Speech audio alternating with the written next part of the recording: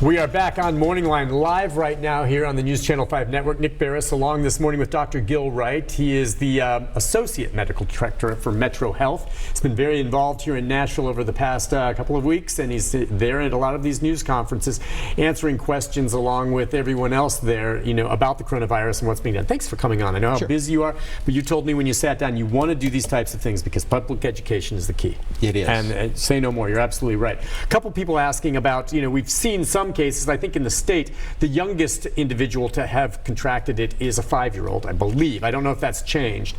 And there are some cases of younger people getting it. Is it fair to say that it just seems to be more older folks? I know everyone could be susceptible to it. Is there some reason why we don't see as many children? Right. I think just because you're older or younger doesn't mean you're more likely to catch the illness. Okay. The children don't seem to have quite as severe as symptoms, but if you think about children, they don't have the underlying medical problems. As we get older, we accumulate those. Sure. So obviously, they aren't having as much. But still, if we look at the numbers coming out, you know, still 85% are going to have very mild, even in that younger group, even in the college group, 16% are going to have more severe symptoms. Probably because they have an underlying problem and such, but still, that's concerning. Okay, and as far as, you know, the fatalities that come with this, usually it's going to be someone who has something else compromised, but what is it ultimately that kills these people? Usually it's usually related to the pulmonary problems, lung problems. They can't breathe anymore. And then they start to shut down other body systems. Okay, and that's why we've heard the concern about shortage, if there's a rush on this, of respirators, because some of these people, their breathing has gotten so weak and their body can't handle it. You need a machine to breathe for them. They do. Yes. So just people were asking, what ultimately kills you? You basically stop breathing. You can't breathe anymore. Yeah. Your body can't handle it. Yeah. Scary. All right, let's go to Greg. Greg, good morning. Hi, Greg. Hey guys, thanks for taking my call. Yeah, so this is just from my understanding, just a virus, and a virus is going to run its course like anything else. But what I understand is that elderly people and people with weaker immune systems are more susceptible to getting this. So what are we supposed to do to build our immune systems in order not to ever catch this? Or are we going to talk about, I know that if you go on the CDC website and pull up the adult immunization schedule, it's got lined up for every citizen from the day we're born till we're over 65 years old to be vaccinated with multiple vaccines and doses of vaccines. And I think that that's what this is creating, a scare and fear into something that's just a virus. I mean, it's a little more than just an average virus. Yes, it is. But to me, in my mind, it's not going to justify people being vaccinated to prevent this virus from happening. I don't think a vaccine is going to prevent a virus from happening no matter what, because there's always a different strain of virus. So. Well, he's right about that. Viruses always change, right? Viruses change. Yeah. That's why we change the flu shot every year. This virus has never been in the human population. So we have 4 other coronaviruses fit in that big group that circulate through the population, through humans yearly. We've developed, for most of us, immunity, and they mutate a little bit, but they only cause common cold type of symptoms. So they're not as bad as this one. But this one will probably stay in the population. There's no reason to think that it won't at this point, as widespread as it is. And so at some point, everybody will probably be exposed. I know the government is working hard to develop a vaccine, and that's what it would take to prevent it, just like preventing any other viral illness that we've got vaccines for. And that allows your body to have an exposure to the virus, but not get the virus, so you don't get sick, and to develop the antibodies and the immunity to the virus prior to you actually getting it and getting sick with it. Gotcha. All right, let's go. We've got lots of calls, and then next up will be Ronnie. Ronnie, good morning. What's your question, Ronnie? Morning. Hi, Ronnie. I got a question. Sure. If somebody comes, I've got masks. If somebody comes in your house to don't wear a mask, how long and they help you do something, how long does it stay inside your house before you can take your mask off? Sure. Okay. Yeah. So the first thing is, really, masks are not real helpful for preventing this. Most people are not wearing masks correctly, and they're not well sealed. And so when you take a big breath, in around the sides, the top, any place that there's a little hole, you'll pull air in that has the particles in it, so you're exposed. The other thing is the virus can get in through your nose and your eyes. And if you have a mask on, most of us touch our face a lot more with that, rearranging, adjusting. And so that also allows then you've got it on your hands to get into those places to get it. I would check that the individual, it doesn't have any symptoms would be an easier thing. If they don't have symptoms, then they're very unlikely to have the illness. And if we do have somebody that has the illness, for instance, that's coming into a doctor's office or a hospital or even the EMS system, the first thing they're going to do is put a mask on the individual that has it.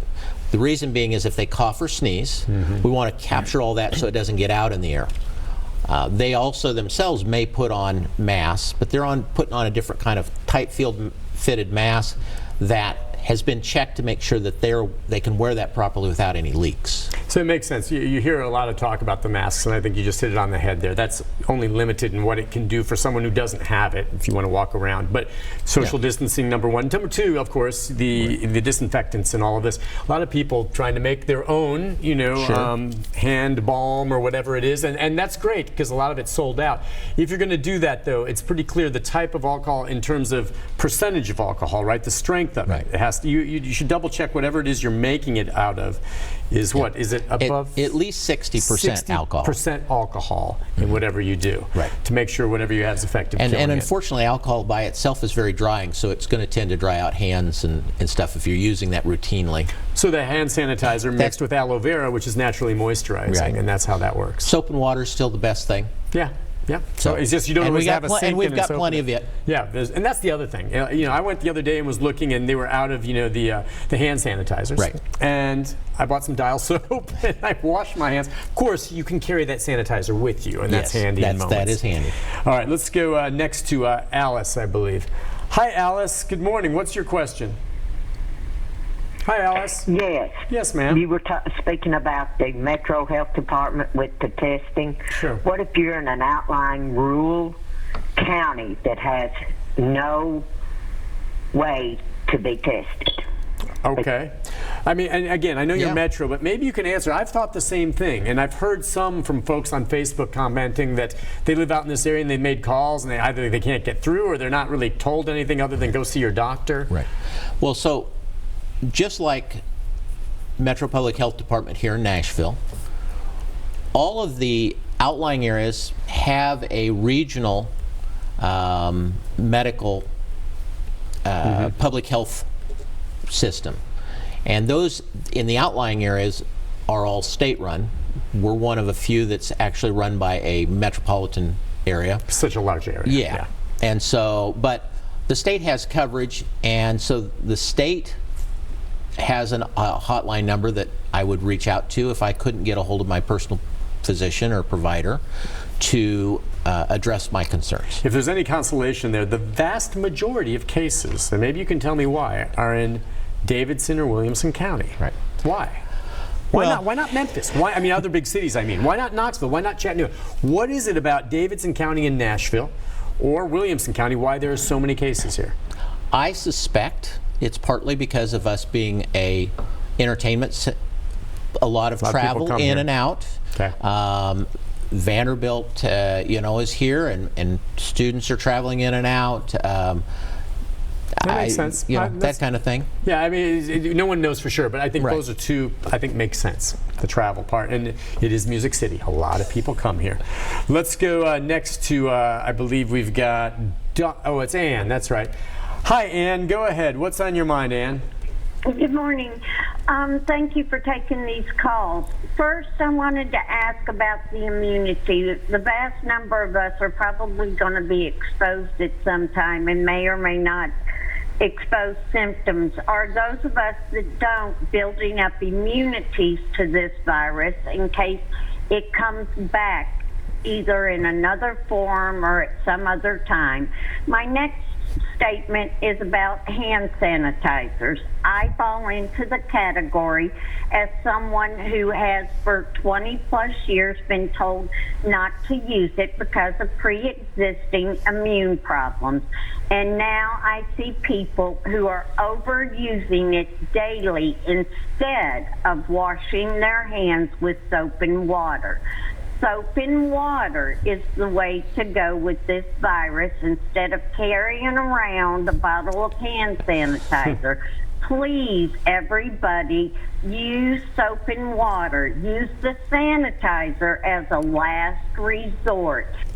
Ann's completely correct. The soap and water is what the CDC recommends as a primary means, and the sanitizer is really only used secondarily if you can't get to soap and water. So, Ann's correct on that. You know, Doctor, an awful lot of people pay an awful lot of close attention to this, and they hear from a lot of experts and a lot of media. And some people here on Facebook saying, well, what he just said here contradicts a little something that I heard over here. Or someone saying, well, there can be upper respiratory with this. It's not just in the chest. And there's little quibbling there. And I don't want people to tune things out because they feel one here is a little different than the other. How? Right. Well, you know, the three things that we're looking for, the three key things we're looking for are the shortness of breath, the cough, and the fever. Okay. Obviously, there are a lot of other symptoms that could be going on. If I get sick with this, I already have a problem right now with allergies. So I'm still going to have some runny nose, some upper respiratory type of stuff from my allergies. So, and no illness, they don't follow the playbook always. Okay, so but if you have upper respiratory, that doesn't necessarily mean you don't have the coronavirus. It does not. You have to match that. If you have upper respiratory and let's say you have a little bit of a cough and a fever, maybe you should be checked, right? Right. Okay. Yeah, so yeah, those things all have to fit together, and each individual has to be evaluated. Okay, individually, and you know, but a lot of people get concerned, and you're right. Unfortunately, some of these symptoms can be mimicked, as I'm feeling at times, from allergies, and it's kicking in right now.